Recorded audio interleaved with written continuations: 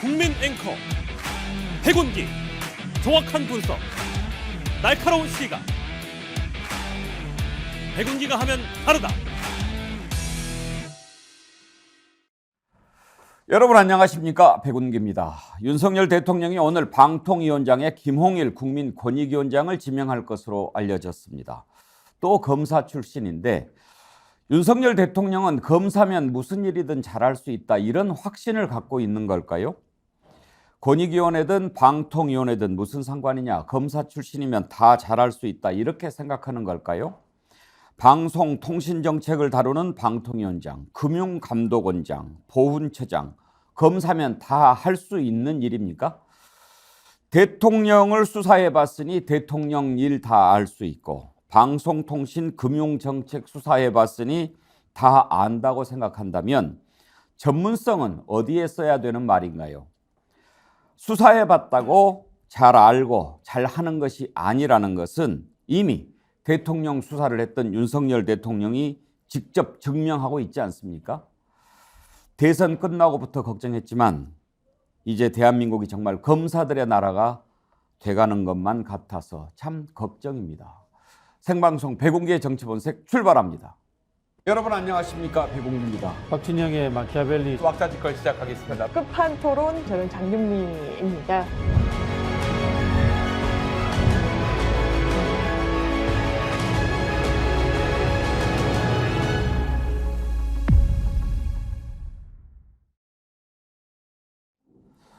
예, 참 생각하면 답답한 정치 이야기하기 전에 오늘 아침에 따뜻하고 뭉클한 얘기부터 먼저 좀 드리도록 하겠습니다. 방송 시작 전에 저희 정치본색 애청자님이시죠, 윤상열님, 아이디는 헨리 아이디를 쓰시는 분인데요.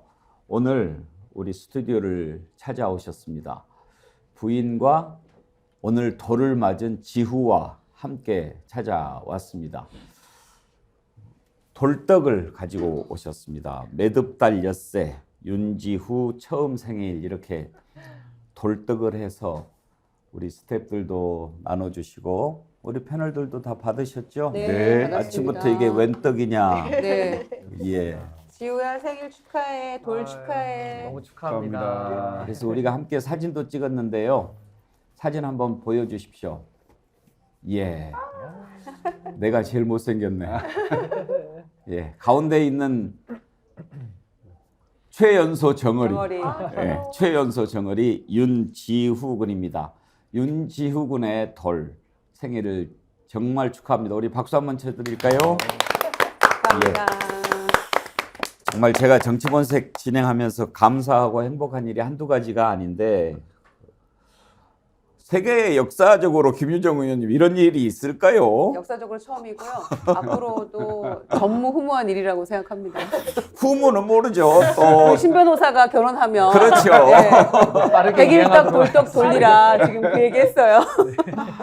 예, 참 오늘 아침에 이렇게 따뜻하고 뭉클한 마음으로 방송을 시작하게 돼서 너무 기쁘고요. 우리 윤지후 군 돌을 진심으로 축하합니다. 단잠님 처음 생일 정말 축하합니다. 이가을 축하해요. 훈훈합니다. 희망을 품담님도 돌 축하합니다. 그런 글 보내주셨고요. 그런데 김유정 의원님, 네. 이 돌떡의 포장에 매듭달 엿새 이렇게 예쁘게 썼는데 12호를 우리말로 매듭달. 예, 매듭을 짓는다 이런 뜻인가 봅니다. 저도 하나 배웠습니다 오늘. 그러면 예. 1호는 아까 뭐였죠? 해오름달. 해오름달. 예. 이렇게 아름다운 말들을 좀 예. 우리도 많이 써야 되겠어요. 그러게요. 그래서 기모도 진짜 연구해야겠는데. 아니 그래가지고 그럼 제가 끝날 때 소개하려고 그랬는데 네. 말 나온 김에 스픽스몰에서 이번에 우리 이제 준비한 상품이 기모 아닙니까? 네. 그런데 우리 시청자님들께 기모 이름을 좀 일본 냄새가 나니까 바꿨으면 좋겠다. 그랬더니 뽀숭이. 그래서 뭐 복스리, 뽀숭이, 뭐 융 이런 게 올라왔는데 뽀숭이가 제일 반응이 좋았어요. 네. 어제 그래서, 올라왔었어요. 예, 우리가 이제 뽀숭이로 부르기로 했는데요.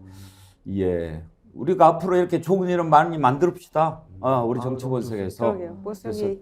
예, 좋네요. 뽀숭이 맨투맨 1+1+1 여러분 많이 사서 편하게 입으시고 주변에도 나눠주시고, 참고로 자기가 평소에 입는 사이즈보다 한 사이즈 더 크게 주문하시는 게 좋다고 합니다. 그리고 말씀드린 김에 쌍화탕 있지 않습니까? 지금 아주 인기가 좋은데 너무 많이 사주셔가지고 지금 이제 물량이 다 떨어져서 사전 예약 주문을 받고 있습니다.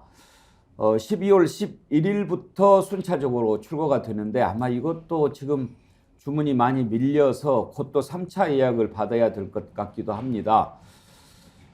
쌍화탕 하면 주로 감기 걸렸을 때만 생각하는데 꼭 그렇지 않고 평소에 꾸준하게 한 봉씩 드시면 면역력이 강화가 된다고 합니다.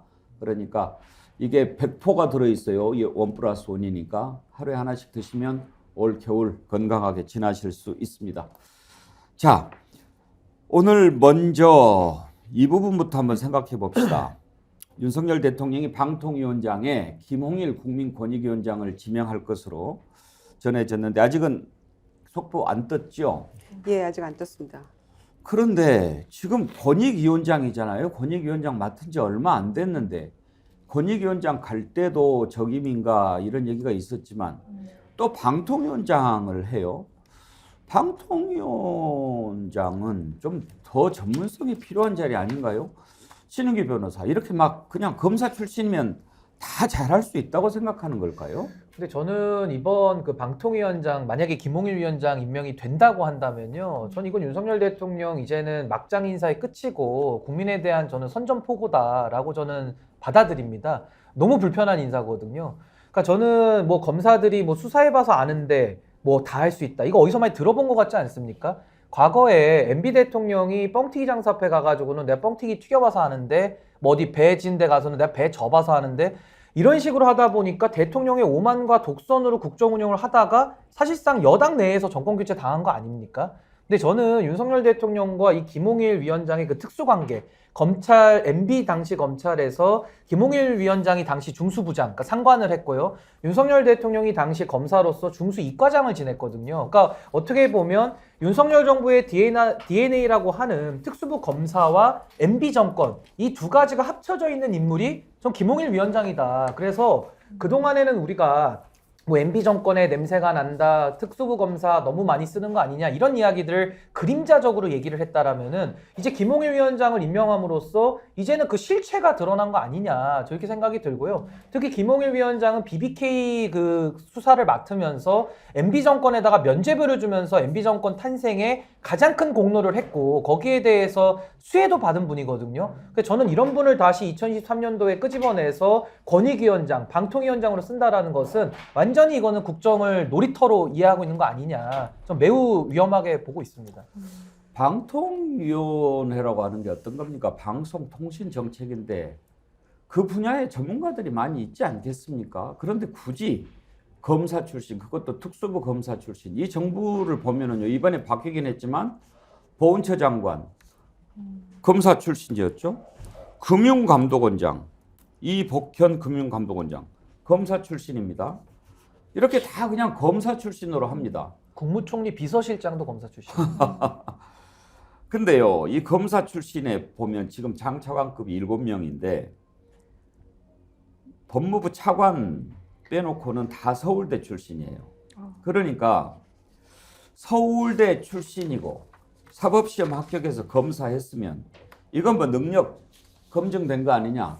그래서 전 정부에서 이만한 장관들 봤냐, 그렇게 큰 소리 쳤을까요? 장유미 변호사. 네. 서울대 나와서 검사하면 대한민국의 모든 일들 다 잘할 수 있습니까? 근데 저는 이 지금 최근에 있었던 일련의 정치적인 상황들을 점검해 보면 이런 경향성, 대통령이 검사에 의지하고 의존하고 신뢰하는 경향성이 더 극화될 것 같다는 우려가 듭니다. 왜 그러냐면요, 이를테면 엑스포 관련해서도 이거는 보수 언론에서도 꾸짖듯이 사실상 내부 참모들이 제대로 보고를 못 올린 거예요. 그리고 대통령의 눈과 귀를 가렸다는 데 대해서는 사실상 이론의 여지가 없어 보입니다.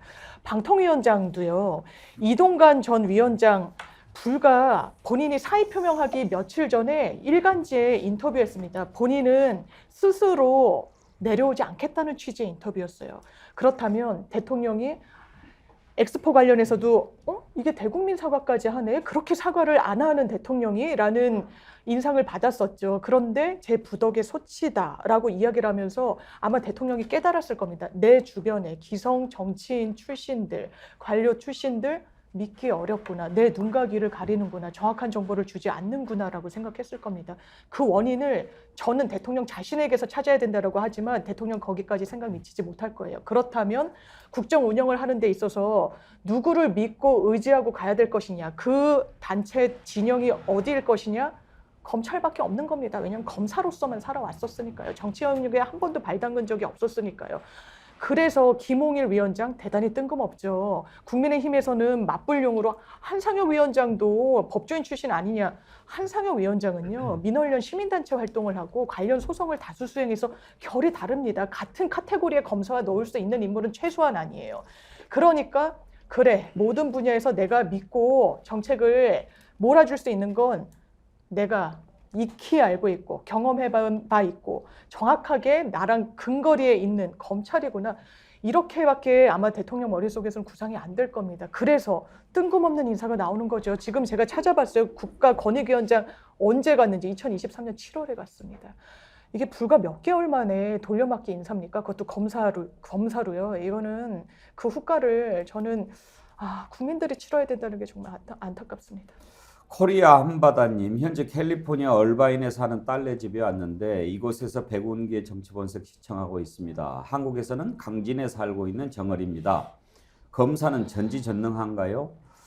예, 이 시간에 또 미국에서 시청하고 계신데 잘 다녀오시고요. 제가 디어루시에서 나오는 클렌징 폼 선물해 드릴 테니까 돌아오셔서 잘 쓰시기 바랍니다. 지금 이렇게 두 분 말씀을 들어봤는데요. 검사 출신을 윤석열 대통령이 특별히 선호하는 이유는 짐작할 만한데 검사 출신들이 갖고 있는 생각이 어떤 생각인지를 알아볼 수 있는 얘기를 하나 들려드리겠습니다. 한동훈 법무부 장관이 기자들과 이렇게 질문 답변을 하는데 거기에서 뭐라고 하는지 한번 들어보시겠습니까? 에서 스타 장관들 험지 출마. 저는 스타 장관이 아니고요. 저는 그냥 법무부 장관으로서 최선을 다하겠다는 말씀드립니다. 그 임시청 설립이랑 또 최선을 다하고 계시다고 했는데 예. 그 최선을 다하는 측면에서 여당이 이제 다수당이 되거나 하면 좀 그거 설립하고 하시는데 할 수가 있잖아요. 그러면은 그런 차원에서는 좀 총선 출마도 하나의 옵션으로 생각하시는 그 최선을 다하는 측면에서 그런 거는 있으신 건지 좀 궁금해요. 검사하시면 잘할 것 같아요. 제가 꼭 그렇게 그 어떤 한 방향으로 말씀하시는 것인데요. 제 입장에서 지금 최선을 다하고 있다는 말씀을 드리고요. 자, 기자가 질문을 하는데 그 질문이 마음에 들었나 봐요. 거기에다 대고 검사하시면 잘할 것 같아요. 언론인에 대한 모독 아닙니까? 저건 모독이죠. 모독이죠. 검사가 최고입니까? 저 기자가 얼마나 황당했을까 싶습니다.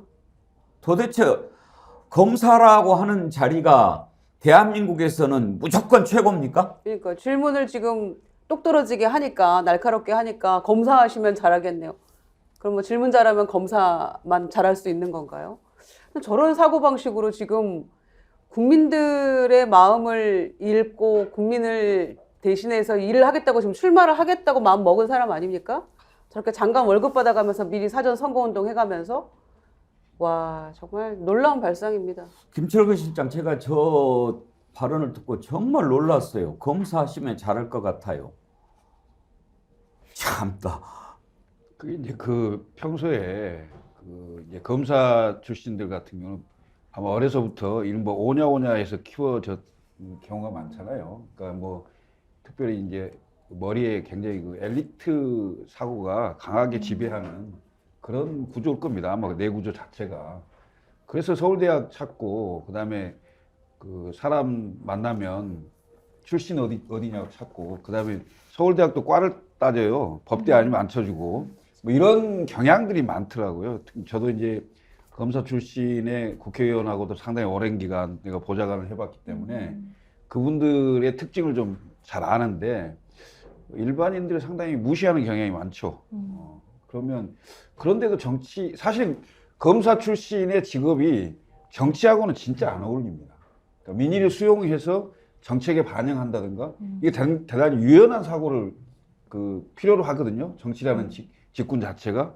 근데 검사는 주로 과거에 행했던 일의 잘잘못을 따져서 법의 잣대로 그걸 갖다 대고 그리고 이제 기소를 하거나 뭐 불기소하거나 이런 상황이기 때문에 미래의 아젠다를 던지는 정치하고는 전혀 어울리지 않는 그런 거고요.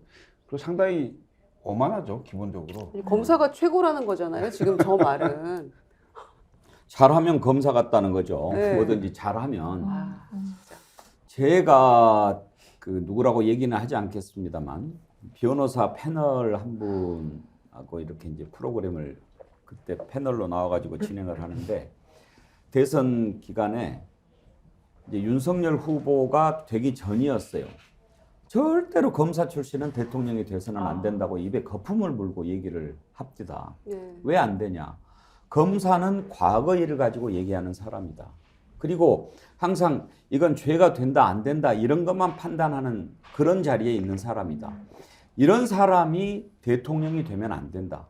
왜? 대통령은 미래를 얘기하고 국가 비전을 제시하고 국민을 하나로 모으는 일을 해야 되는 자리인데 평생 검사만 했던 사람은 그런 일을 할 수가 없다.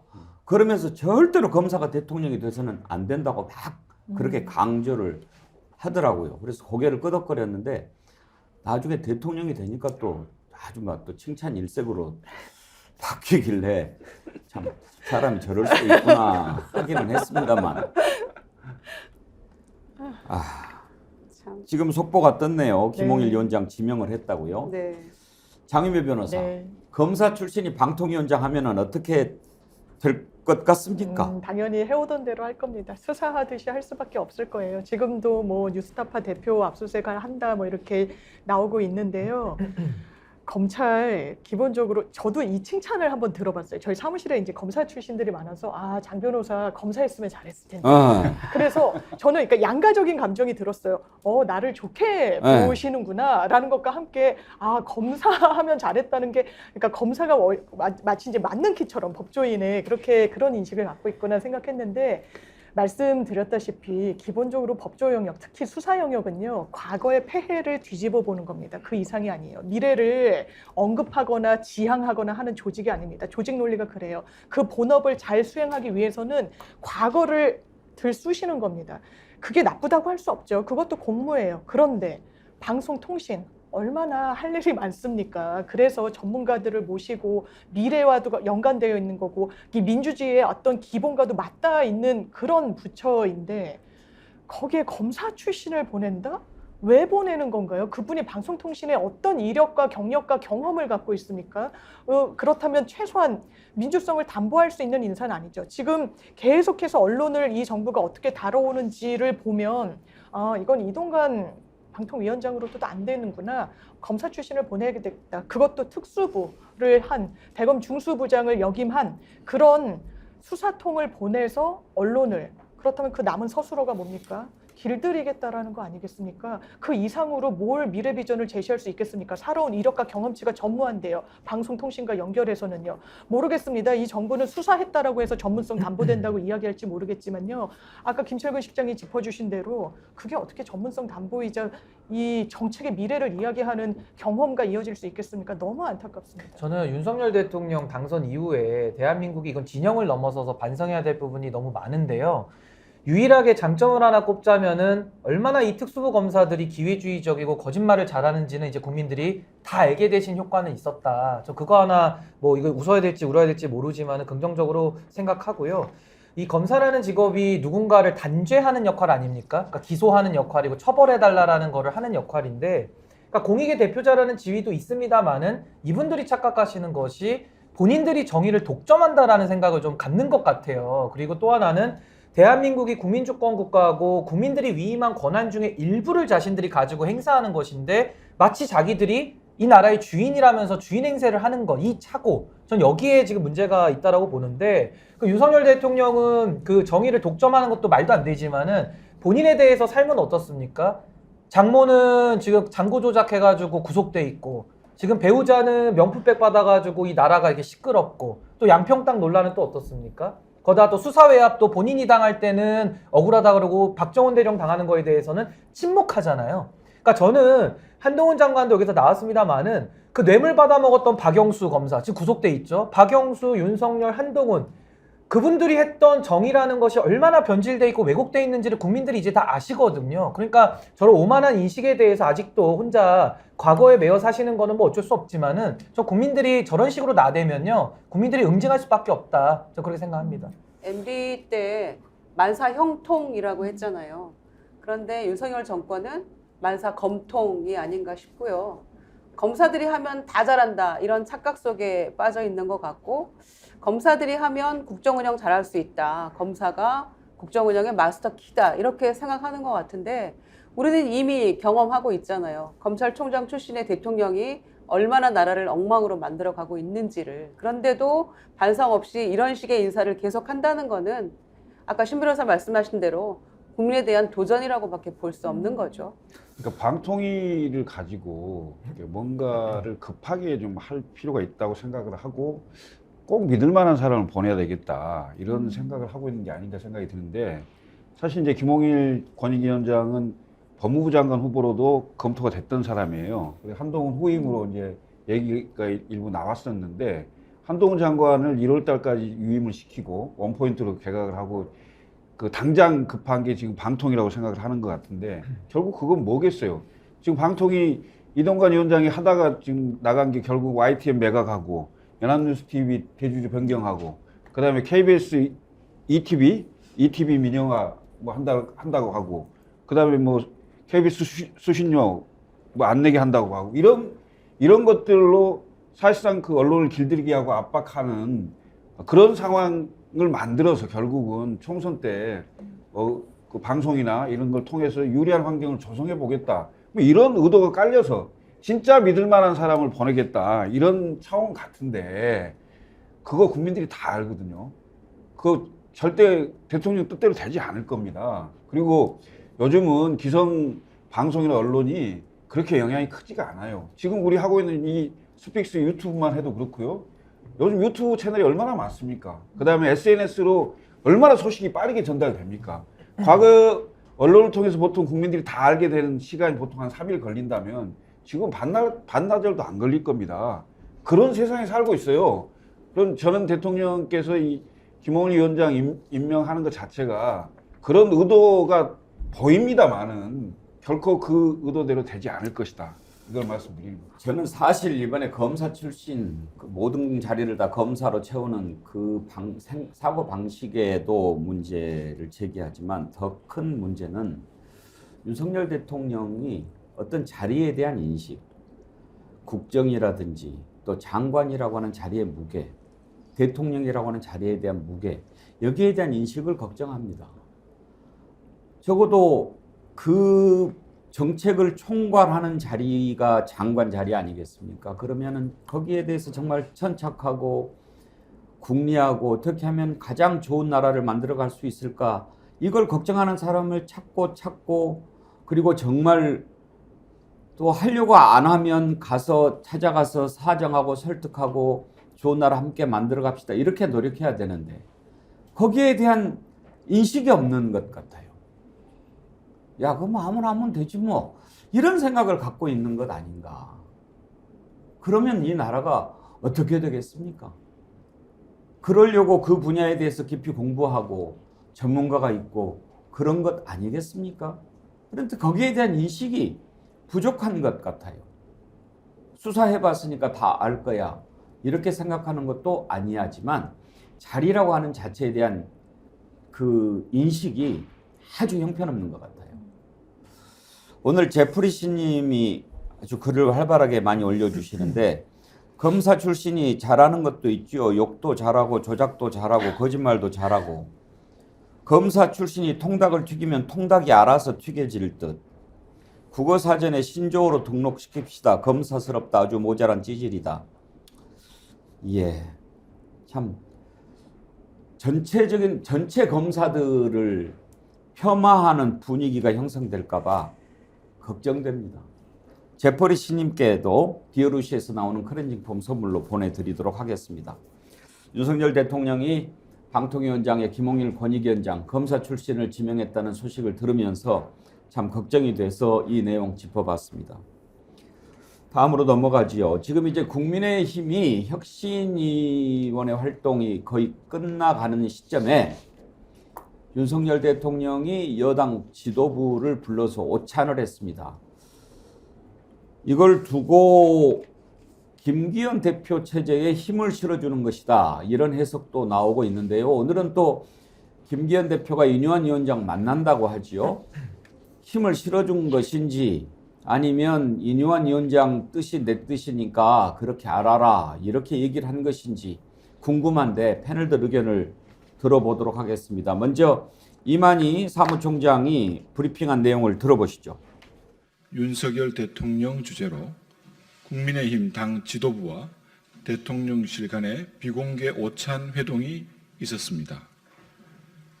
김대기 대통령실 비서실장, 이관섭 대통령실 정책실장이 함께했으며 어제 새로 임명되신 5분의 수석님들과 상견례를 겸한 자리였습니다.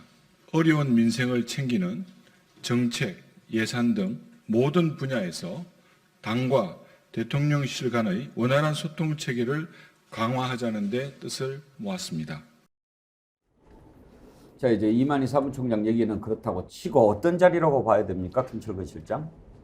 제가 보기에는요, 8일 날 지금 양특검이 본회의에 올라옵니다. 예. 김건희 특검을 본회의 처리를 앞두고 상당히 현재의 지도부에게 힘을 좀 실어주는 그런 모양새 아닌가. 물론 그게 그 수석들 5명하고 정책실장이 새로 임명되면서 상견례를 겸한 그런 형식을 띠긴 했으나 결국은 당대표, 원내대표가, 그러니까 특히 김기현 대표가 혁신위 문제의 갈등을 겪으면서 상당히 당내에서 흔들렸거든요. 그래서 우선은 8일 그 본회의 처리 전까지는 당이 좀 하나로 가는 모습을 기대하면서 그런 뭐랄까 그런 밑그림을 좀 그리는 그런 자리였다고 저는 보여집니다. 8일에 대한 대책회의 비슷한 거다, 이렇게 보여집니다. 특검 대비 예. 긴급 회의였다. 예. 그러면은 윤여한 위원장, 김기현 대표 오늘 만난다고 하는데 그것과 관련한 어떤 언질 성격은 없었을까요? 김기현 대표에게 잘 풀어라고 아마 했을 거예요. 예. 그러면은 그건 그야말로 시간 끌기에 불과한 건데요. 왜냐하면 결정적으로 강서구청장 보궐선거에 17.15%를 졌는데 내년 총선은 하루하루 다가오고요. 그 다음에 당내에서 이준석 신당 얘기는 계속 나오고 있고, 그런데 당과 대통령의 변화된 모습은 전혀 보이지 않는, 그리고 지지율은 정체고, 이런 상황이면 결국은 이제 수도권을 중심으로 출마하려고 하는 사람들이 상당히 불만이 엄청나게 커질 수가 있거든요. 그럼 그게 12월 12일이면 예비후 등록일입니다.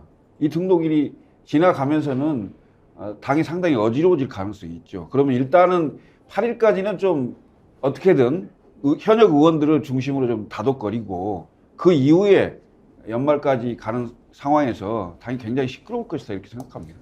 김유정 의원은 모인 이유를 어떻게 보십니까?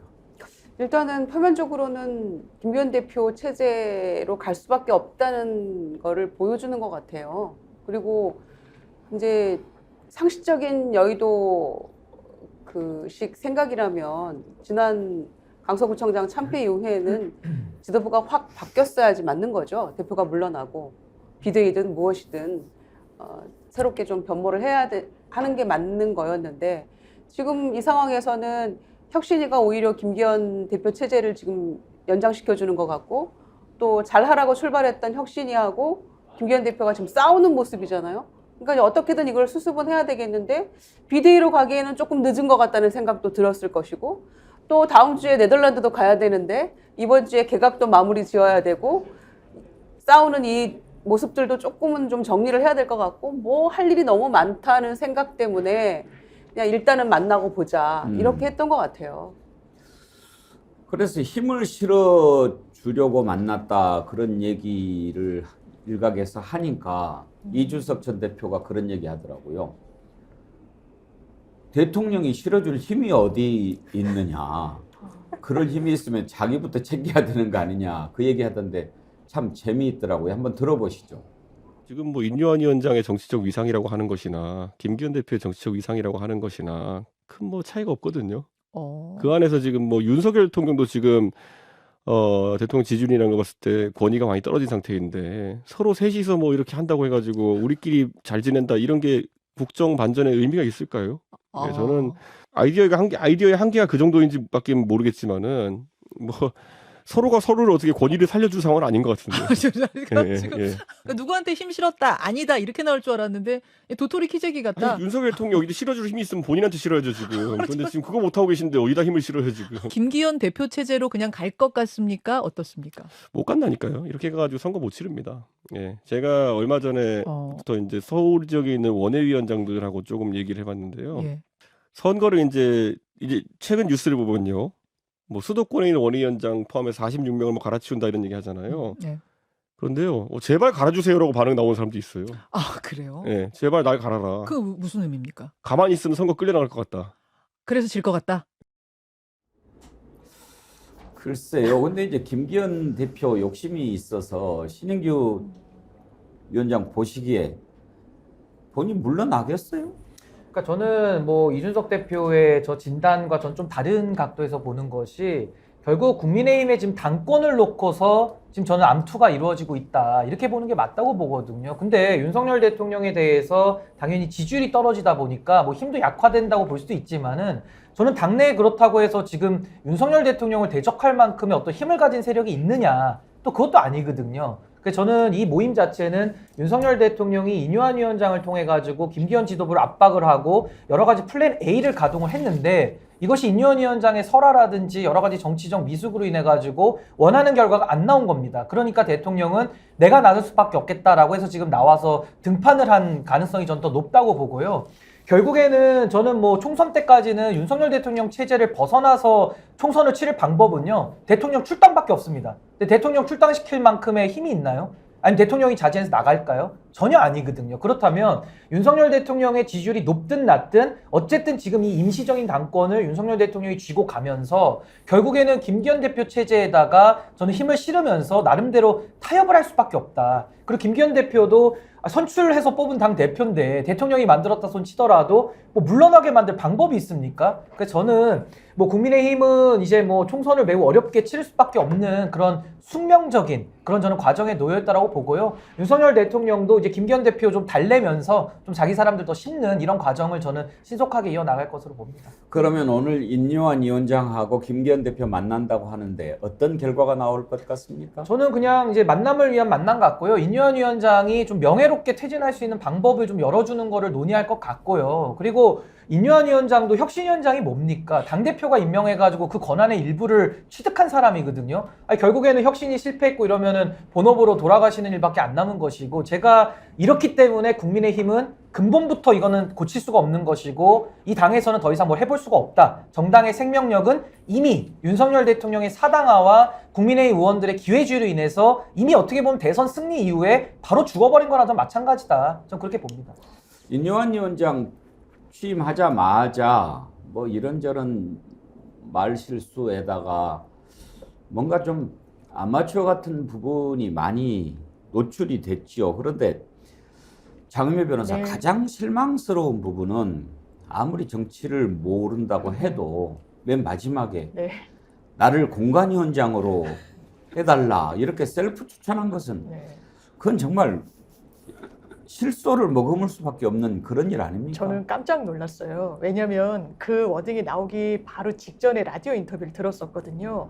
아니 혁신안 지금 당에서 계속 수용이 안 되고 번번이 부딪히는데 어떻게 관철하시려고 하냐까 묘수가 있다라고 하더라고요. 그래서 그 묘수가 뭐냐라고 계속 이게 김현정 뉴스쇼였던 걸로 제가 기억하는데 네. 물어보니까 뭐 그거는 보면 알 거라는 거예요. 그리고 오후에 나온 워딩이 나를 공관위원장에 앉히라는 거였어요. 그래서 이분의 머릿속에 묘수가 바로 이거였군 이렇게 생각했는데 묘수네. 네. 예. 그래서 이게 묘수인가 악수인가 이런 생각이 들었고 또 놀랬던 건 나 불출마할 테니까 당신들 결단하시오. 아니 본인 불출마하는 게 본인 정치인도 아니잖아요. 한 번도 출마하신 적도 없잖아요. 우상호 의원 이야기를 들어보면 막 행사에 왔다 갔다 작은 행사에도 서대문 행사에 모습을 드러내서 출마하겠구나 정도였는데 내가 불출마할 테니까 마치 많은 걸 내려놓는 듯이 언급을 하면서 내가 내려놓을 테니까 날 공관위원장에 앉히시오. 그러면 그 순간 본인의 거취와 이런 대의 명분을 엮는 순간 그건 오염될 수밖에 없을 수밖에 없다고 생각하고 그러니까 더 큰 오해를 자초하는 거예요. 아 이래서 정치 이력이 중요한 거구나. 정치권 내에서 훈련받지 않은 분들이 이런 이른바 당에 부담을 주는 워딩들 결과적으로는 그 워딩이 입 밖으로 발설되는 순간 저는 혁신이가 끝났다라고 생각했어요. 더는 할 수 있는 동력을 스스로 그냥 놓아버린 겁니다. 원래 많지도 않았지만 그래서 말로 많이 까먹는 게 또 정치구나. 근데 저는 이거 인요한 위원장의 전 돌발 행동으로 저는 생각하지 않고요. 너무나도 이상한 행동이기 때문에 저는 오히려 의도성이 있다라고 봅니다. 그 의도는 뭐냐면은 아마 이제 인요한 위원장을 앉힌 사람이 있겠죠. 뭐 김한길 위원장으로 추측하는 분도 있고 뭐 돌아 어쨌든 윤심의 영향력에 있는 분이 누가 앉혔을 텐데 전 김기현 대표 체제를 고강도로 흔들었다고 봅니다. 결국에는 공관위원장까지 압박을 가면서 김기현 대표 체제의 취약성 이걸 갖다가 빈틈을 파고들었다고 저는 보는데 의외로 김기현 대표나 이 장제원 의원 같은 구원조 윤핵관들이요 버스를 많이 보유하고 있기 때문에 당내에서는 엄청난 자원을 갖고 있는 분들인데 아마 여기에 대한 계산은 좀 못한 거 아닌가. 그러니까 김한길 위원장님도 국민의힘의 이 버스의 맛을 아직 못 보셔가지고 잘 모르실 거다. 전 그렇게 봅니다. 아니 그러니까 버스 무섭습니다. 버스. 그러니까 92대 우리는 뭐 한 대도 재간이 없는데요. 밖에서 야 내가 들어가서 하면 이보다는 잘하겠다. 정치 너무 엉망이다라고 비판했던 사람들이 들어와서 실패하는 사례가 굉장히 많거든요. 그러니까 인요한 위원장도 본인이 의사여서 병은 고칠 수 있을지 모르겠지만 정치인은 아마추어잖아요. 그러니까 이제 좌충우돌 하는 부분이 있었는데 첫 번째 코미디는 김기현 대표가 권한도 없으면서 정권을 주겠다고 한 것이 이제 코미디였고요. 이 공관위원장 얘기가 왜 나왔을까 생각을 해보니까 이런 측면이 있는 것 같아요. 애써 긍정적으로 이거를 해석하려는 분들의 이야기는 이겁니다. 혁신위에서 뭐 제안도 하고 의결도 하고 했지만은 전혀 받아들여지지가 않잖아요. 수용을 안 하니까 당에서는 뭐라고 토스를 하면서 수건 돌리기를 해버렸냐면은 그 좋은 안들을 공관위에 넘기겠다 이렇게 얘기를 한 거예요.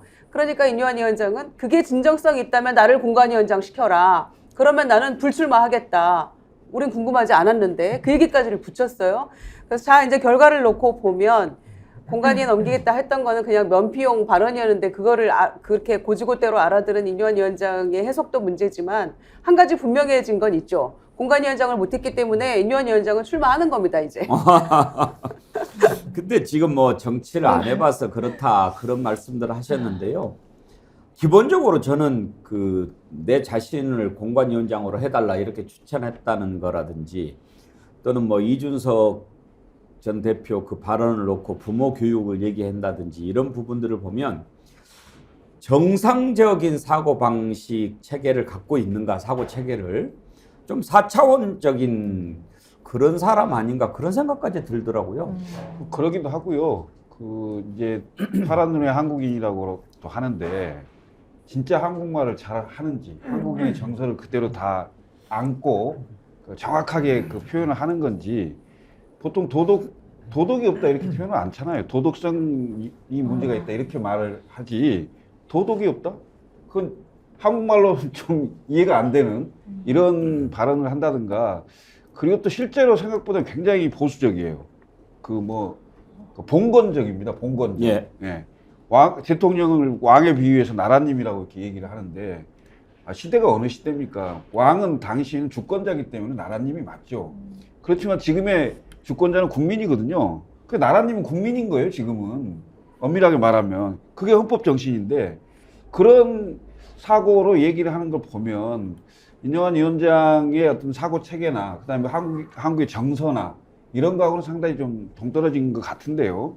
사실 시도는 여러 가지 했는데 이 시도 자체가 근본적인 문제를 건드린 데는 미리 한계를 지어놨어요. 왜냐하면 윤석열 대통령의 변화가 없으면 결국 집권당의 변화는 없는 거거든요.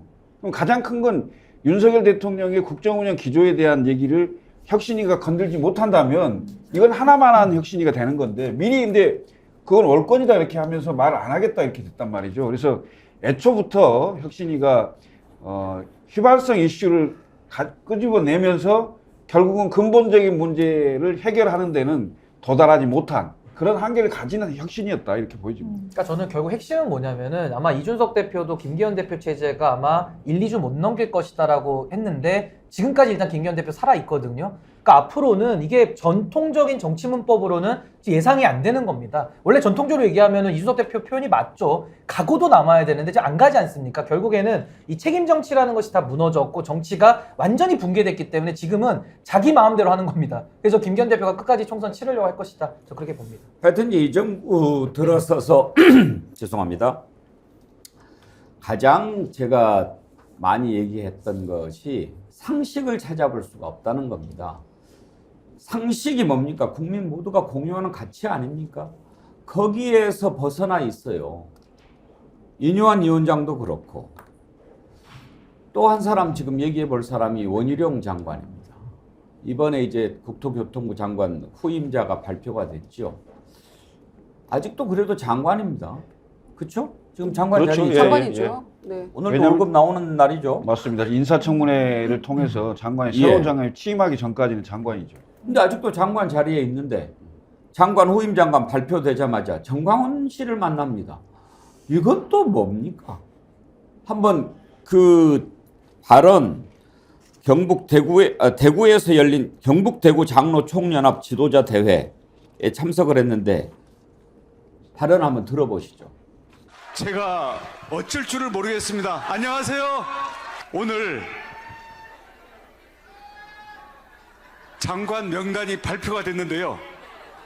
오늘 국토부 첫 장관으로서의 임기를 마치는 발표를 받고 지금 여러분들을 뵈러 온 게 이게 처음 일정입니다. 이제 앞으로 제가 어떤 길을 어떤 역할을 해야 될지 모르겠습니다만은 여러분들과 함께 기도하면서 손잡고 가겠습니다.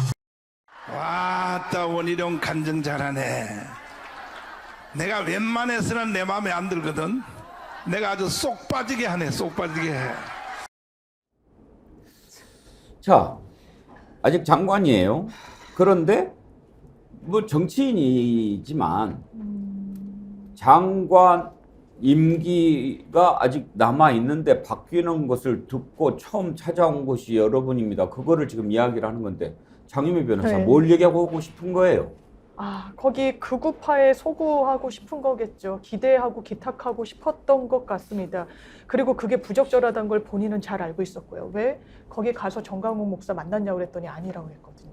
바로 뒤에 정강훈 목사가 나와서 아따 원희룡이 간증 잘하네라고 칭찬하는데 자기는 본 적 없다고 했거든요. 그런데 대기실에서 만났다는 또 장면이 언론에 나왔거든요. 거짓말까지 불사하는 이유가 무엇입니까? 한 언론에서 원희룡 장관에 대해서 이렇게 평가했더라고요. 과거에 전두환 씨한테 세배하던 모습이 아른거린다는 겁니다. 과거에 소장파로 한껏 정치적 주가를 날릴 때 전두환 앞에서 고개 숙였잖아요. 그 부분에 대해서도 정치인으로서 떳떳하다고 이야기할 수는 없을 겁니다. 지금 정강훈 목사를 왜 찾아갔습니까? 무엇이 의도가 없다고 할 수 있습니까? 정말 간증하러 갔나요? 정말? 간증을 하러 갔다고 하더라도 그 국토부 장관으로 있고 그리고 사랑제일교회는 알박기 논란이 있었던 것 아닙니까? 적절한 행보입니까? 간증을 설마 간증 목적만으로 갔다고 하더라도요. 그리고 그 이상의 목적이 있으니까 간 거죠. 국민의힘은 최소한 윤석열 정부는 이런 극우파 손절하지 못했구나. 민주당에 대해서 개딸 비판하고 새겨들을 부분 있지만 본인들 극우에 계속 기탁하고 있거나 의지하고 있거나 의존하고 있거나 한 상징적인 단면이라고 저는 생각합니다. 뭐 간증한다고 그러고 기도하겠습니다. 뭐 이렇게 이야기하는 거 보니까 기독교인인 것 같은데요. 원희룡 장관이. 기독교인이면 가급적 거짓말 안 해야죠. 거짓말하지 말라 이런 가르침은 기독교인이면 좀 실천해야 되는 것 아닙니까? 정광훈 씨 만났냐? 안 만났다고 그래요. 그래요? 한번 얘기를 들어보시죠. 이건 조금 마이너한 질문일 수도 있겠는데요. 사실 정광훈 목사님 사랑의 교회가 장위 19역 재개발 소위 알박기 논란도 좀 있고 이슈가 좀 있는 상황인데 혹시 만나신 자리에서 관련 언급은 없었나요? 만나지도 않았고요. 저는 뭐 거기에 대해서 자세히 알지도 못합니다. 어제는 경상북도 장로연합이라는 이름으로 거기에 어떤 강사의 한 사람으로 저를 기독교인 그리고 장관으로서 초청을 한 거기 때문에 그런 맥락에서 간 것이지 뭐 다른 해석은 저의 뜻과 벗어나는 일입니다. 자, 만나지도 않았다라고 얘기를 했는데 사진이 찍혀버렸어요. 이 일을 어떻게 합니까? 그 사진 한번 봅시다. 지금 안에 머리 하얀 사람 정광훈 씨죠? 활짝 웃는 모습으로 들어갔다가 나옵니다. 저거는 만난 것 아닙니까? 뭐 그냥 가서 인사만 하고 온 건데 그걸 만났다고 할 수는 없었다 이렇게 얘기를 할까요? 아니면 내가 요즘에 좀 국정에 바빠가지고 잊어버렸다 그렇게 얘기를 할까요? 신은기 변호사. 아니 뭐 거짓말 아니에요? 저 화면에 등장하는 건 내가 아니다 뭐 이런 식으로 시각을 테스트할 수 있겠지만 AI? 뭐 요새 페이크 AI? 영상이었다 이럴 수도 있겠지만은 뭐 저는 뭐 원희룡 장관에 대해서는 글쎄요 저 거짓말에 대해서 저는 매우 심각하게 일단 우선 지적을 할 수밖에 없고요. 전 그거 외에도 참 문제가 많은데 우선은 지금 원희룡 장관은 진짜 권력의 술에 취한 것 같아요.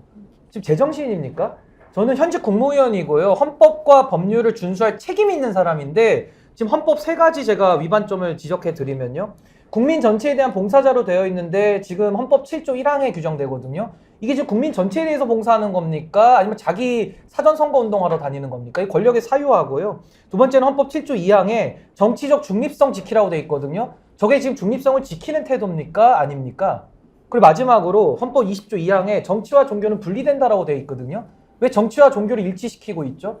그러니까 지금 헌법 위반이 수두룩하게 지금 잡히고 나오는데 원희룡 장관 저렇게 거짓말하고 다니고 정직하지도 못한 사람, 저런 사람이 무슨 대권의 꿈을 꾸고 정치를 한다고 지금 돌아다닙니까? 저는 이거 대한민국 국격의 수치라고 보고요. 원희룡 장관은 좀 일단 정직해질 필요가 있고 뭐 무슨 초등학교 도덕 가르치는 느낌인데 이거 기본적인 거 아닙니까? 저는 빨리 권력의 술에서 깨어나시고 좀 정신을 차리시기를 진심으로 촉구합니다. 난 정치적 판단이 대단히 미숙하다 이렇게 보여집니다.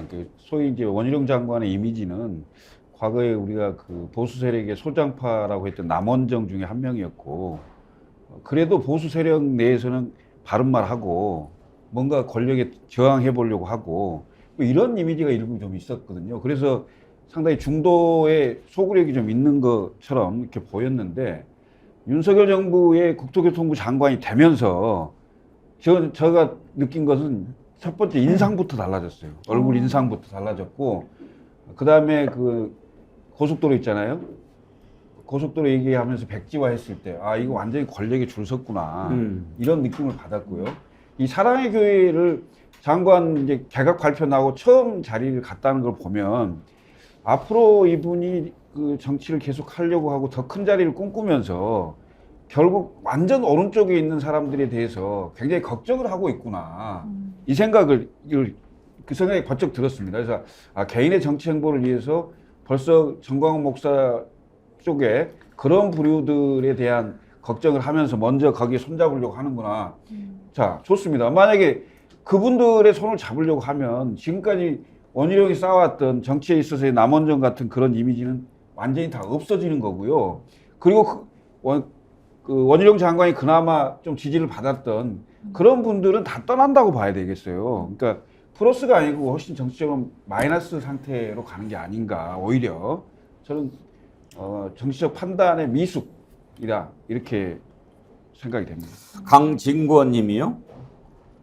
자세히 보십시오. 정광훈 아닙니다. 닮은 사람일 뿐입니다. 머리가 하였을 뿐입니다. 근데요, 김유정 의원, 지난번에 김재원 최고도 그렇고 원희룡 장관도 그렇고 왜 정광훈을 그렇게 만납니까? 그러니까 제가 그 말씀 드리려고 했는데요. 이제 지난번 국정감사 전에 스타 장관들 많이 나와야 되고 이제 정권 초기였죠. 스타 장관 많이 나와야 된다. 그리고 국감에서 장관들 잘 싸워라 이런 얘기를 했어요.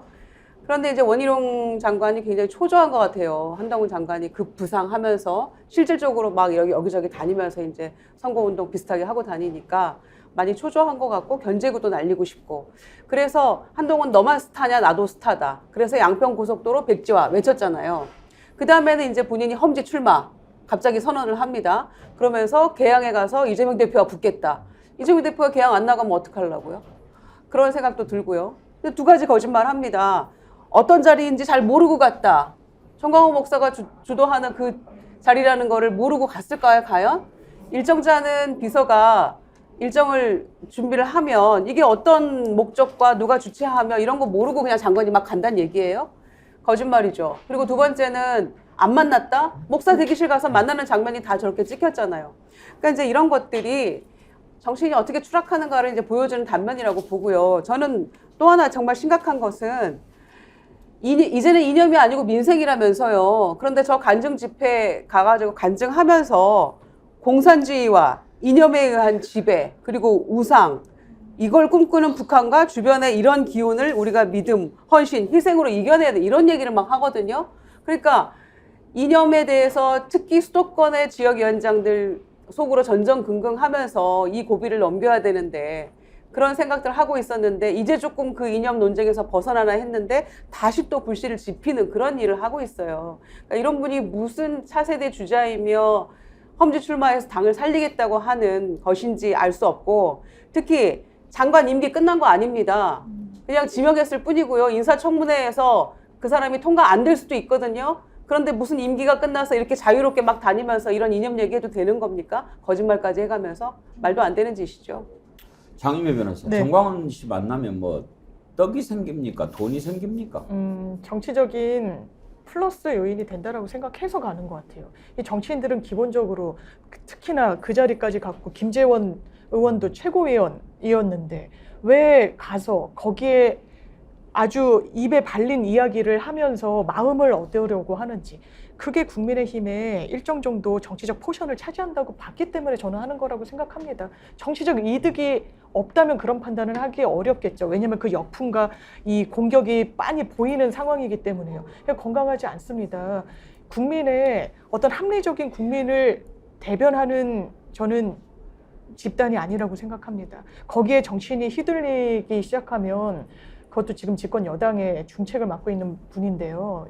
이건 답이 안 나온다라고 생각하고요. 더더군다나 실망스러운 건 아니다. 그렇지 않다. 만나지 않았다. 내뺀다는 거죠. 아, 원희룡이라는 이른바 국민의힘의 거물급 카드라고까지 거론되는 인물의 역량의 한계가 여기까지였구나.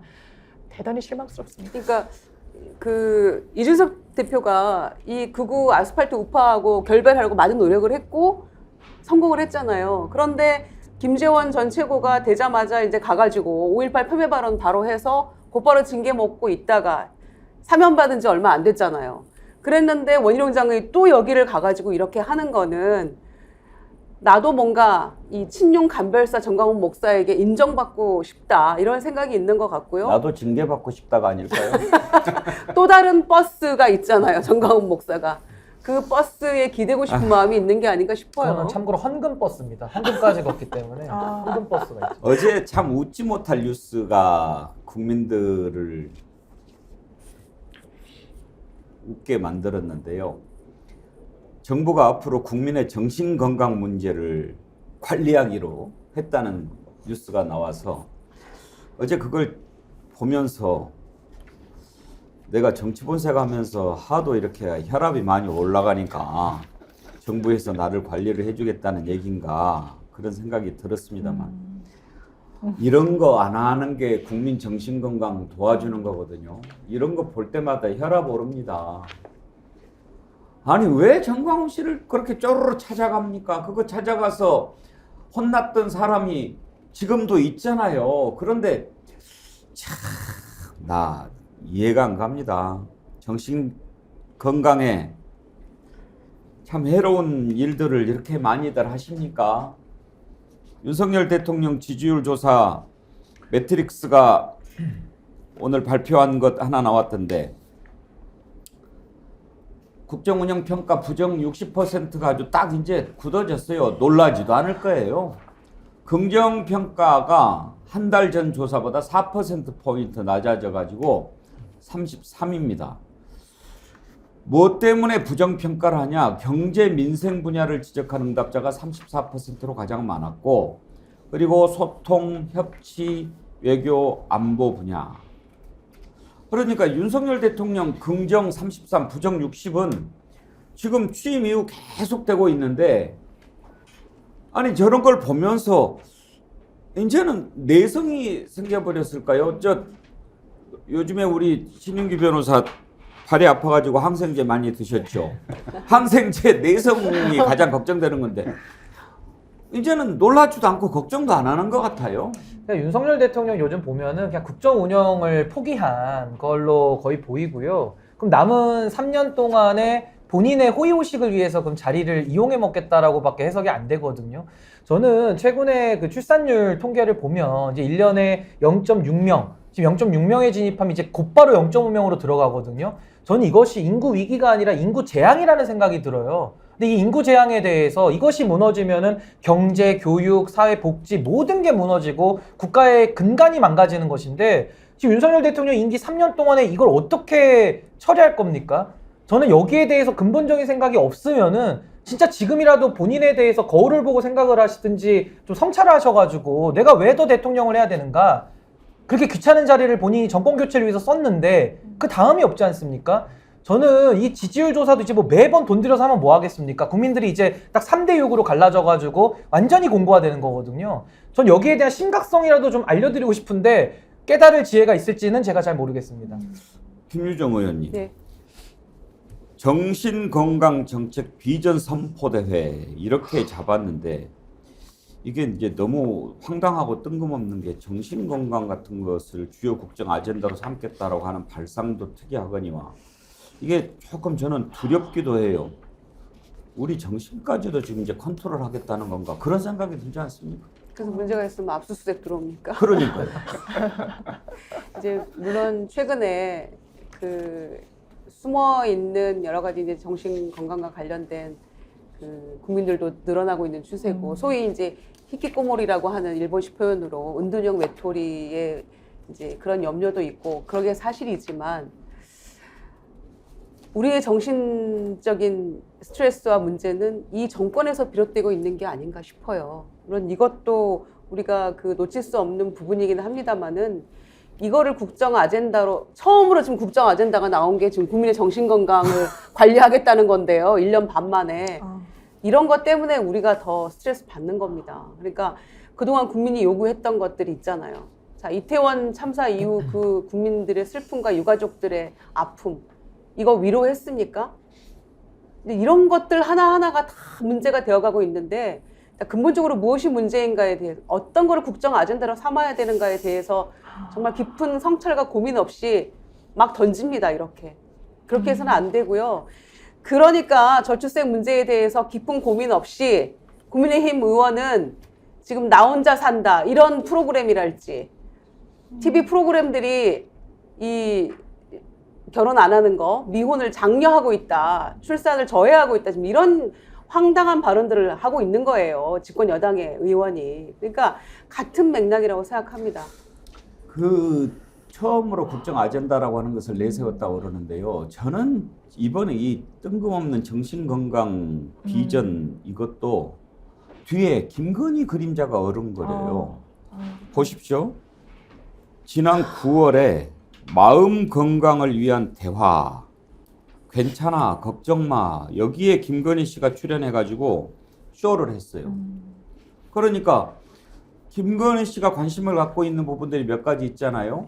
동물 애호 뭐 또 그런데 정신건강 김건희 씨는 정신건강 본인이 먼저 좀 생각을 해봐야 될 것 같은데 이것에 대해서 관심을 갖고 행보를 딱 보이니까 정신건강정책 대전환해가지고 이걸 주요 국정 아젠다로 삼은단 말이에요. 김철근 실장. V0가 맞네요.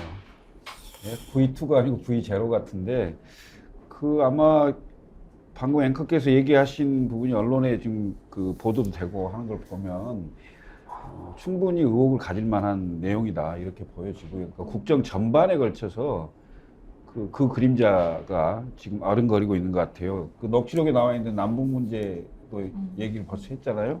그리고 남북 문제에 접근한다 하면서 북한을 자주 다녔던 그 목사로부터 백을 받은 거 아닙니까? 그게 이제 영상이 찍힌 건데 그것뿐이 아닐 거예요. 그래서 지금 하루속히 제2부속실을 만들어라. 그러면 제2부속실의 예산과 인원이 딱 확정이 되고 그다음에 그게 투명하게 정리가 되지 않습니까? 그런데 그게 없는 상태이기 때문에 대통령실의 예산과 대통령실의 인원을 다 같이 쓰는 꼴이 된 거예요, 지금 현재 상황이.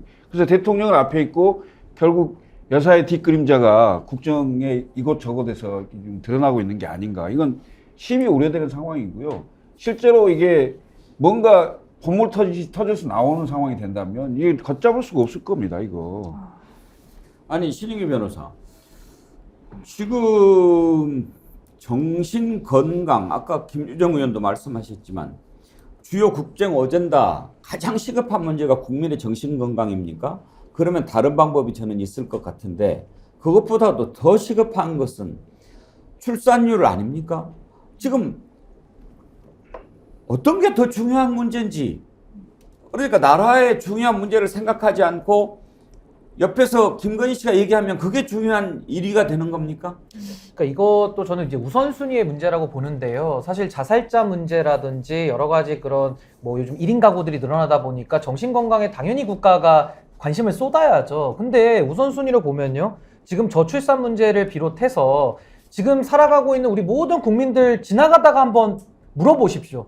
다 지금 이자 때문에 죽을 지경이고 당장 내년이 안 보이는 거거든요. 숨이 꼴떡꼴떡 넘어가는 상황인데 여기서 지금 정신건강을 최우선 아젠다로 해가지고 뭐 예산을 다 투입하고 우선순위를 1순위로 챙기겠다? 아니 사람이 살아있어야 그 다음에 정신건강도 챙기죠. 사람이 살 수가 없는 지경인데요. 또 아이가 나올 수가 없는 지경인데 무슨 정신건강이 우선순위로 올라옵니까? 그러니까 순서가 안 맞지 않습니까? 근데 여기 보면 더 기가 막힌 것은 이 정신건강에 대한 것이 뭐 김건희 여사의 그것도 있겠지만은 국민통합위원회의 핵심 아젠다로 된 것이 지금 반영이 됐다는 거예요. 그럼 이것은 윤석열 대통령이 강서구청장 패배 이후에 반성을 했는데 그때의 반성의 내용도 김한길 위원장 말을 안 듣는 걸 반성을 했거든요. 정말 기가 찰 노릇인데 그 반성의 일환으로 더 김한길 위원장 말을 더 따르겠다라는 그 선언인가? 그럼 이것은 윤석열 대통령이 거의 김한길 위원장의 코치를 받아서 국정 운영을 하고 있다는 자인인 것이고 그 방향 설정과 그 내용들이 완전히 지금 잘못 가고 있기 때문에 전 여기에 대해서는 윤석열 대통령 진짜 역사적으로 어떻게 책임을 지시려고 하는 것인지 저는 그 배포가 참 궁금하다. 저 그 생각이 듭니다. 김건희 씨가 자꾸 이렇게 틈만 있으면 기어 나오는데요. 일단 기어 나오려면 명품백 논란부터 해명해야 됩니다. 그거 받아가지고 어디에 뒀는지 밝혀야 합니다. 국민들은요, 그걸 뇌물로 보고 있습니다.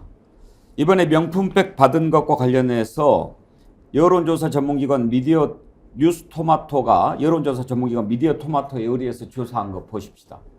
지금 뭐 정부 뭐 북쪽에서 뭐 공작이다 뭐 이런 얘기까지 하고 정치 공작이다라고 하는데요. 뇌물적 성격이 짙다라고 보는 국민이 53.2%입니다. 김건희 여사 망신을 주기 위한 공작이다가 27.1%고요. 지금 국민들이 이렇게 생각합니다. 이거 뇌물 아닙니까? 아니, 장윤미 변호사. 네. 원래 이런 거는 어디 공수처인가요? 국민권익인가요? 아, 이게 일단은 권익위 관할일 겁니다. 이게 김영란법, 이른바 이제 김영란법의 의율을 받는 대상이어가지고요. 이거는 지금 논란이 좀 혼재되어 있는 것 같은데 이 보도의 방식과 취재의 어떤 그 방법에 대한 문제 제기가 있는데 사실 그것과 그거의 적절성 여부와 실제로 수수했다는 건 좀 분리해서 볼 필요는 분명히 있는 겁니다. 뭐 일각에서는 이 취재의 방법 때문에 아예 보도 가치가 없고 그것을 하나의 뭐 유죄의 증거로 쓸 수 없다라는 취지의 얘기도 하는데 일단 법원이 그렇게 판단하고 있지 않습니다. 법원은요, 사인의 이른바 위법 수집 증거에 대해서는 공익성과 불법성을 형량화해서 증거 채택을 하게 돼 있거든요. 그리고요, 이런 걸 다 떠나서 300만 원짜리 대단히 고가의 명품 파우치를 수수했습니다. 그 해당 영상을 보면 한 번 수수한 걸로 보이지 않아요. 이런 걸 왜 또라고 이야기합니다. 해당 취재를 한 곳에서는 이렇게 이야기하죠. 전에 갖다 줬던 거는 100만 원 상당의 고가의 화장품이 들어있는 선물을 했다라는 겁니다. 여기에 대해서 왜 함구합니까? 그러면서 청년 정치인이란 분은 뭐라고 방어를 합니까? 대통령 기록물에 관한 법률에 따라서 보관하고 있을 것이다? 그럼 왜 얘기하지 않았어요? 왜 지금 와서 보관하고 있다라고도 말 못하고 있을 것이다라고 추정치로 이야기합니까? 국민들이 이야기하는 겁니다. 국정 운영 여러 분야에 그림자가 어른거려요. 저는 뭐 개 식용 금지 할 수 있다라고 생각합니다. 정신건강도요. 9월 달에 뭐 마음건강센터를 김건희 여사가 가면서 각별히 관심을 갖고 있는 주제라고 그랬죠. 심지어는요, 질 바이든 여사를 만나서는요, 정신건강에 대해서 이야기를 합니다. 본인이 특별히 관심을 가진 주제라고 이야기를 해요. 옆에 대동했던 아이돌 스타 로제가 뭐 김건희 여사는 정신건강의 승리자다 뭐 이런 취지로 했다는 대대적인 보도들 계속 나오는 연장선상이었습니다. 국정운영 과제로 채택할 수 있겠죠. 그런데 그게 너무 뜬금없는데 왜 그럴까라는 물음표를 채워주는 게 이른바 김건희라는 세 글자라는 겁니다. 이게 문제가 있습니까? 없습니까? 그러면서 본인에게 불리한 양평 왜 말 못합니까? 그렇게 떳떳하면 이야기해야죠. 민주당 간판까지 뗄 정도로 당당하다고 원희룡 장관 이야기했는데 왜 거기에 대해서 이야기 못합니까? 명품백 너무나 즉각적으로 국민들께 다가오는 거예요. 김건희 여사 안 그래도 명품으로 치장했을 때 언론이 뭐라고 상찬했습니까? 패셔니스타라고 그랬잖아요.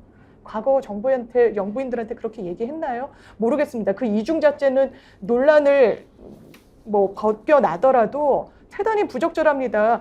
윤석열 대통령이 국정농단 수사할 때 경제 공동체라고 해서 심지어 부부가 아닌데도 다 기소하고 처벌하고 유죄 판결 받았던 거 아닙니까? 본인에 대해서는 왜 함부합니까? 왜 말을 못합니까? 정말 비겁하다고 국민들이 생각하지 않겠습니까? 저 이거 법률 관련해서 좀만 더 첨언을 하자면요. 그 함정 취재에 대해서는 윤리적 비난 가능성 충분히 있고요. 뭐 불법성 비교론으로 그건 처벌받으면 될 일이니까 그건 그대로 하면 되는 것이고, 그러면 김건희 여사가 찍혀 있는데 그게 위조된 것만 아니라고 한다면은 그 김건희 여사 아닙니까? 그 명품백 아닌가요? 그러니까 여기에 대해서 본질을 따져야 되는 것이고, 더 중요한 것은 2022년 5월 달에 그 최 목사에 대해서 그 대통령 그 만찬장에 150명 안에 이분이 들어갔다는 거예요. 이거 공무거든요. 여기서부터 밝혀야지 이 문제가 풀리기 때문에 자꾸 대통령실은 도망가지 마시고 본질 호도하지 마시고 묻는 말에만 좀 답을 하시면 될 것 같습니다. 지금 압수수색을 해야 될 곳이 어디입니까? 이렇게 명백하게 증거가 만천하에 공개가 됐는데 뜬금없이 검찰이 경기도청 압수수색을 들어갑니다. 이유는 이재명 대표의 부인 김혜경 여사 뭐 또 법인카드 유용 의혹입니다. 이번으로 몇 번째입니까? 그래서 지금 경기도정이 마비가 되고 경기도청이 난장판이 됐는데, 민주당 권칠승 대변인이 검찰이 지금 당장 압수수색해야 될 것은 도이치모터스 주가 조작 의혹, 서울 양평고속도로 특혜 의혹, 부정청탁법 위반 혐의 등이 제기된 김건희 여사와 주변 사람들 아니냐, 이렇게 지적하는 거예요. 그러니까 김유정 의원, 네. 김건희 특검 가리려고 경기도청 갑자기 압수수색하는 거 아니냐, 이런 말이 나올 법하지 않습니까? 나올 법하죠. 그러니까 김정은 지사가 너무 화가 났죠. 해도 너무한다는 거 아닙니까? 취임하고 도대체 경기도는 일을 못할 정도로 들들 볶아대니까요. 지금 어제 대법원장 그 인사청문회 있지 않았습니까? 그 후보자도 그런 얘기를 했어요. 그렇게 숱하게 압수수색 이런 거에 대해서 문제 있다. 일회성으로 빨리 끝내야 된다. 이렇게 얘기를 했었는데, 심지어 보수적인 대법원장 후보자도 그런 생각을 할 정도로 이건 지금 과하다는 거 아닙니까? 지나치다는 거 아닙니까? 이걸로 가려집니까? 김건희 여사의 이런 명품백이다 이런 부분들이. 그리고 처음에는 유튜브 매체니까 언급할 필요 없다. 우리 안 한다. 이렇게 얘기해놓고는 이들은 창고에 다 있다. 그럼 빨리 창고를 개방해야죠. 보여줘야죠. 샤넬 화장품 180만 원어치 거기 있는지, 그리고 디올백 300만 원짜리 거기에 있는지 다 보여줘야 되는 거 아닙니까? 이거는 김건희 여사의 정신건강 승리가 아니고 그냥 정신 승리예요. 아무 문제 없다라고 하는. 그런데 이게 문제가 없는 겁니까? 아니, 김혜경 여사 법인카드라든지 이런 것은 이제 묵은지 아닙니까? 묵은지 다 됐을 거예요. 그걸 지금 와가지고 또 압수수색하면 뭐를 더 건지게. 그러면 진작에 압수수색 했는데 못했다는 겁니까? 능력이 그것밖에 안 된다는 겁니까? 그러니까요. 과거 압수수색에서 뭘 어떻게, 압수수색 결과가 무엇인지 우린 모르고 있잖아요. 그러면 또 하면 뭐가 또 나옵니까? 이미 지금 지사가 바뀌어서 일을 시작한 지 1년이 넘었잖아요. 1년이 돼가잖아요. 지금 그런 상황인데 또 압수수색 언제까지 합니까? 5년 내내 합니까? 저는 근데 검찰식 정치죠. 왜냐하면 진짜 그 관심사를 다른 곳으로 돌리려고 하는 거고, 그 다음에 사건이 나면 더 큰 사건으로 그걸 떼우려고 하고 뭐 이런 건데, 저는 김건희 여사에 관련된 국민들의 그 관심과 집중 못 피할 겁니다. 8일날 특검 반드시 본회의 통과시켜야 되고요. 대통령이 이거 받지 않으면 정권의 위기가 올 수도 있다. 이건 분명 경고입니다. 저는 이거 특수수사의 이거 남용이거든요. 그러니까 수사도 남용하고 권한을 남용하면 안 되는 건데요. 저 여기에 지금 부안해동하는 실무 검사들이나 수사관들 있잖아요. 이분들도 다 이거 정권이 바뀌거나 나중에 이 부분을 들여다보면요. 지금 편향되게 하고 권한 남용하거나 해서 위법 사항들 생기면은 이거 다 처벌받거든요. 그러니까 그걸 명심하면서 저는 공무에 수행해 주기를 진심으로 부탁드립니다. 정신건강 쓸데없는 얘기하지 마시고 국민들 정신건강이나 해치지 않았으면 좋겠습니다. 오늘 우리 지후 돌이라서 떡을 가지고 오신 헬리님 댓글 하나 소개해드리고 선물 드리도록 하죠. 기상청장도 검사 출신으로 임명하면 어떨까요? 가뭄 들거나 홍수 나면 구름 압수수색하고 그러면 다 해결될 텐데. 아이디어인데요.